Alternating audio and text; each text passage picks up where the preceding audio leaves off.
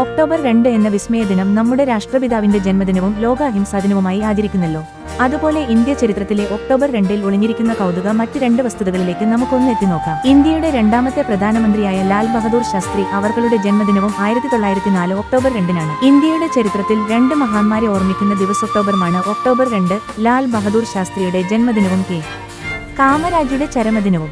ജയ് ജവാൻ ജയ് കിസാൻ എന്ന മുദ്രാവാക്യം മുഴക്കിക്കൊണ്ട് സൈനികരെയും കർഷകരെയും ഒരുപോലെ പ്രോത്സാഹിപ്പിക്കുന്ന സാധുഭാവത്തിന്റെയും ലാളിത്യത്തിന്റെയും പ്രതീകമായിരുന്നു അദ്ദേഹം. 1903 ജൂലൈ 15 ജനിച്ച മുഖ്യമന്ത്രിയും ഇന്ത്യൻ നാഷണൽ കോൺഗ്രസിന്റെ മുതിർന്ന നേതാവുമായ കെ. കാമരാജ് അവർകളുടെ ചരമദിനം കൂടിയാണ് 1975 ഒക്ടോബർ 2. കാമരാജ് പ്ലാൻ എന്ന രാഷ്ട്രീയ പരിഷ്കാര സംരംഭം അവതരിപ്പിച്ചു. വിദ്യാഭ്യാസ രംഗത്ത് വലിയ മാറ്റങ്ങൾ കൊണ്ടുവന്നു. പണ്ഡിറ്റ് ജവഹർലാൽ നെഹ്റു പ്രധാനമന്ത്രിയായിരുന്ന കാലഘട്ടത്ത് നമ്മുടെ വിദ്യാലയങ്ങളിൽ ഉച്ചയൂണ് പരിപാടി ആരംഭിച്ചത് ഇദ്ദേഹത്തിന്റെ നിർദ്ദേശപ്രകാരമായിരുന്നു. അതിനാൽ ഒക്ടോബർ 2 സത്യസന്ധതയുടെയും സേവനത്തിന്റെയും ലാളിത്യത്തിന്റെയും പ്രതീകമായ ഈ രണ്ട് മഹാന്മാരെ ആദരിക്കുന്ന ദിനം കൂടെയാണ്.